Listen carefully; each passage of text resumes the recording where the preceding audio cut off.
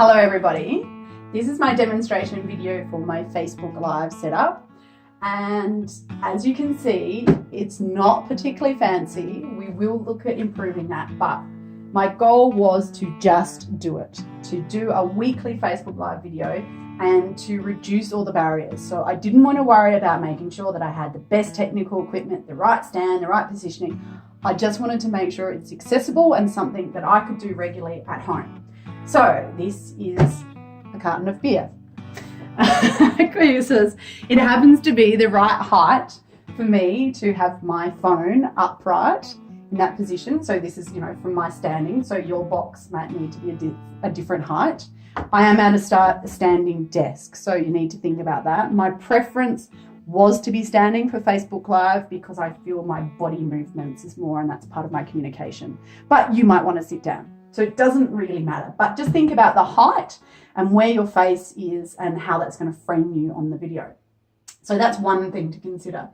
So I've just set up a demo here, and the great thing about Facebook Live is as before you're going live, so this is really important, make sure you fill in what you're going to be talking about. So obviously there I've just written demo video. If you're with someone or you want to give an emotion or tag a location, fill that in, add in as much as possible before you hit the go live button, which is just your red button there. This is on an iPhone, so that's my weapon of choice. I did try doing it through my laptop when I started setting up, but it just didn't work. I don't have the best internet, so I turn my Wi-Fi off because we operate from Wi-Fi and just use my phone internet for it. But obviously you just need to play around with those technical requirements that best suit you. I also use a dictionary to prop up my phone. So again, this is very homegrown, easy to do. Anyone can achieve this. So I really wanted to demonstrate how accessible this is. I've used a lamp. So lighting is something that really makes a difference, because I found that when I wasn't using the lamp the first couple of times, my face was quite dark and it just didn't have the same impact. So I'll demonstrate that. I'm not sure how well this will show up on the video, but if I turn that off, then you can see how I look a lot darker and my palette doesn't look quite, it looks a bit more drab. So just by the simple adding in a lamp, you can buy specific lighting, which is probably going to, I agree, it will be better. You can have circular lighting that you can buy for exactly these purposes, but it's an additional expense, so you need to weigh up if you want to do that. And I'm happy with the outcome I get with my lamp, which is here already. So yeah, I just use the table lamp, a carton of beer, which is great because obviously it has the side benefit of I get to drink it in between live videos.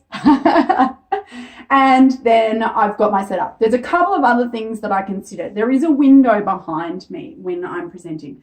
On really bright days, I drop the curtain. So be careful of backlighting, consider that. So take the time in looking at what you're seeing, because that's what your viewers are going to see as well.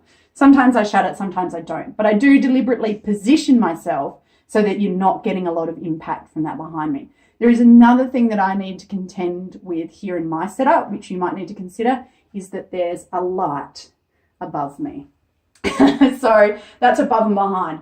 So I just need to make sure that when I'm positioning my box and myself away from that my head blocks the light from the video camera. So just be aware of those sorts of things when you're setting up for your Facebook Live. And that's literally something like I can just take a step to the left and that's a problem, or I just make sure I'm there, or I might need to step myself forward. So I look at that. I'm looking at my phone, where my head is and where that light is coming through. So I'm not sure if Chris can capture that, but you can see, like, I make sure that I'm standing in front of it so that viewers don't have to sort of squint at seeing the light and my head. So really, that's it. Those are my tips for doing a Facebook Live. My number one tip is just do it. Don't worry about having fancy technical equipment. Build up your skills and confidence, and then if it is something that you are going to regularly do every week, and once you've done that for a period of time, then look at buying some specialized equipment, looking at getting something that will make it a little bit more sophisticated and perhaps easier to manage. But don't worry about that to begin with. Just get started with what you can find at home and enjoy it.